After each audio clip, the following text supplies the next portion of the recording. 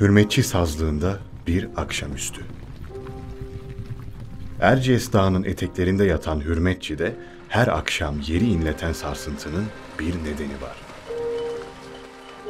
Türk toplumunun Orta Asya'dan beri özel yürüyüşüyle tercih ettiği yılkı atları bu sazlığın gerçek sahipleri.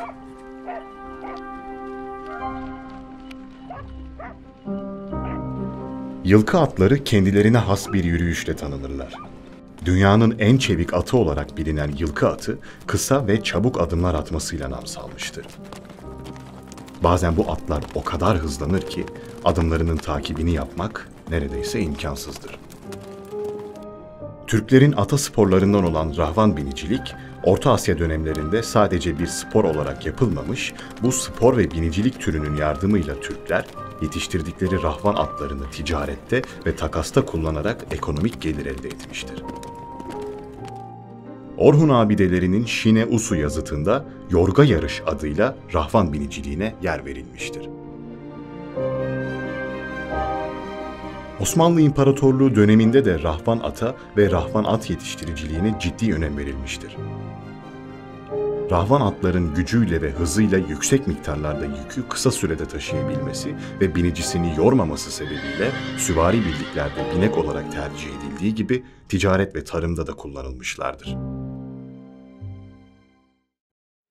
Anadolu'da 1960'ların ortalarına kadar özellikle tarla sürmede kullanılmaya devam eden atlar, traktörle tarımın ani gelişimiyle birlikte hem özgürlüklerine kavuşacak hem de bu durum onları yaban hayatın çetin mücadelesine terk edecekti. Geçmişlerini yüzlerce yıl insanlar içinde ve insanlara yardım ederek geçirmeye alışan yılkılar, belki de hayatlarında ilk kez vahşi doğaya geri salınmıştı. Sahip oldukları güçlü kemik ve kas yapısıyla öne çıkan, hızı ve atikliğiyle rakipsiz olan yılkılar, yüzlerce yıl insanlara hizmet etmiş olsa da metalin gücü ve petrolün bitmek bilmez enerjisine yenik düşmüş ve insanlar tarafından adeta kaderine terk edilmiştir. Önceleri yaz ve bahar aylarında sahipleri tarafından kullanılmaya devam edilen yılkı atları, soğuk mevsimler geldiğinde köylülerin yem ve mekan probleminden dolayı doğaya bırakılmış, bu durumsa yılkıların ne yabani ne de ehli olamamasına sebep olmuştur.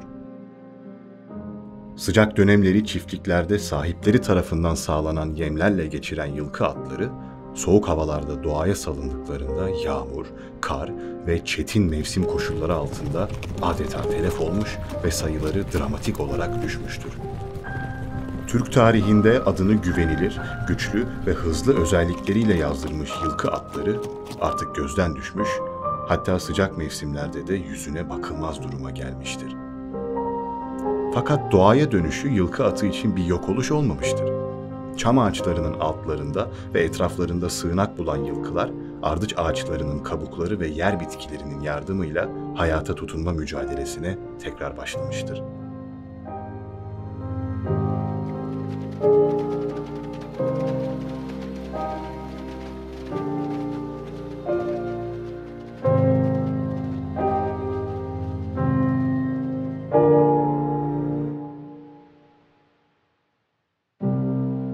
Yılkı atları deyince tamamen özgür dağda yaşayan hayvanlar değil.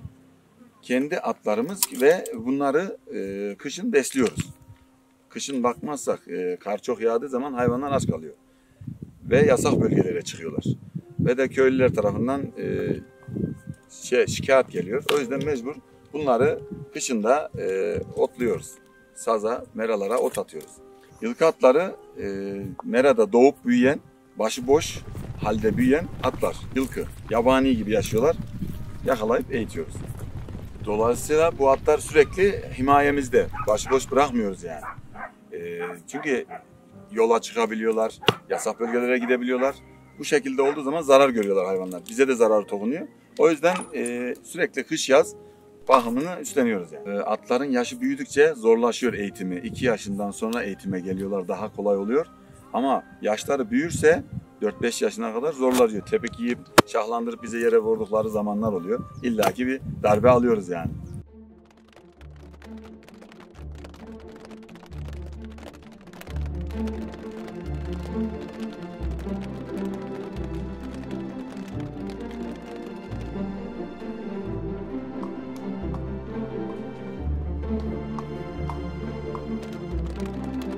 Anadolu topraklarında sahipsiz kalan yılkı atları özlerine uygun olarak gruplara ayrılmıştır.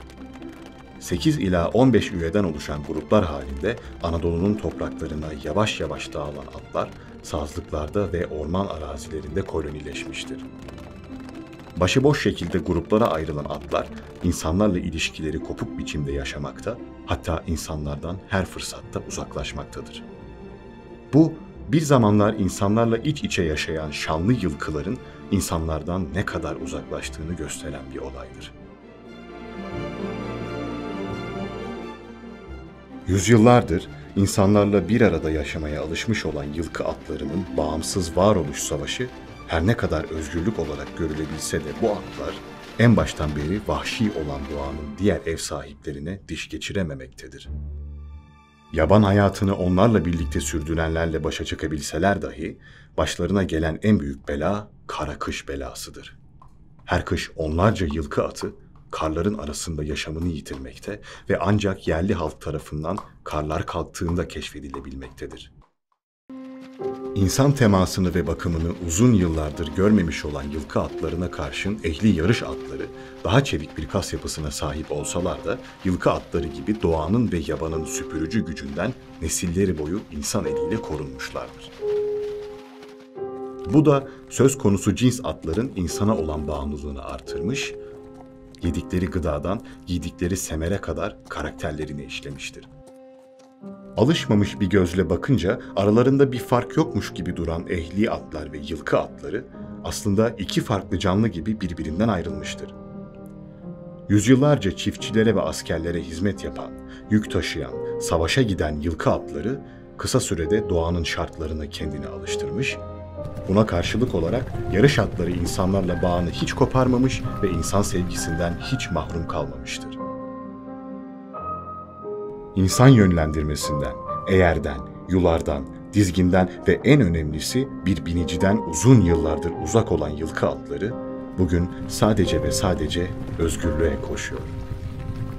Ruhuna işlenmiş olan ve bir atı at yapan en önemli simgelerden biri olan koşma işi, yarış atları için bir görevken yılkılar için ancak bir tercih oluyor. Hürmetçi deve bu civardaki köylerde dahil kayıtlı drone'la çekilmiş 400 küsür tane at var. Yılkı olarak yayılanlar var. Artı sayılmış köylünün atları var. Binek atları. Rafan atların bazıları kan değişikliği olduğundan dolayı ırk, soyak güzel çıktığı için yetiştirdiğimiz aygırları sürüye bırakıyoruz. Alfa olaraktan sürüyü sahipleniyor. Yani iyi rafan olan atlar, soyak kan değişsin, sürü daha iyi olsun diye iyi atları damızlık olaraktan alfa dediğimiz sürü aygırı olaraktan bırakıyoruz. Yılkı atlarını eğittiğimiz zaman yarışlara bile hazırlayabiliyoruz. Rafan at yarışlarına.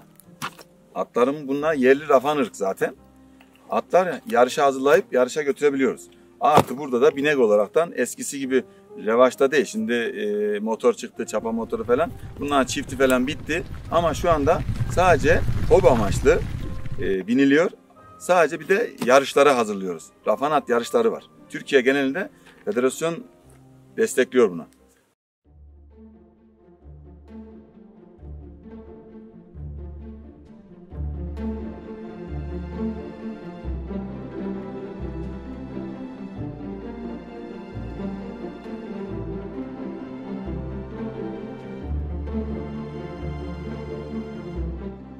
Hürmetçi sazlığı sadece yılkı atlarına ev sahipliği yapmakla kalmıyor. Aynı zamanda bölgede bulunan yüzlerce küçük ve büyükbaş hayvanın yanı sıra mevsimlik göçlerini yapan onlarca kuş türünü etrafında ağırlıyor. Yüzeyi kamış, kındıra ve kafa otuyla sarılı olan hürmetçi sazlığı, bahar aylarında nilüfer ve süsen çiçekleriyle renk buluyor. Bu ev sahiplerinden nüfusu en kalabalık olanları ise mandalardır. Yüzlerce üyelik gruplarıyla sazlığın daimi canlılarından olan mandaların özellikle bahar ve yaz mevsimlerinde en sevdiği faaliyetlerden biri sazlığın sularında yıkanmalarıdır.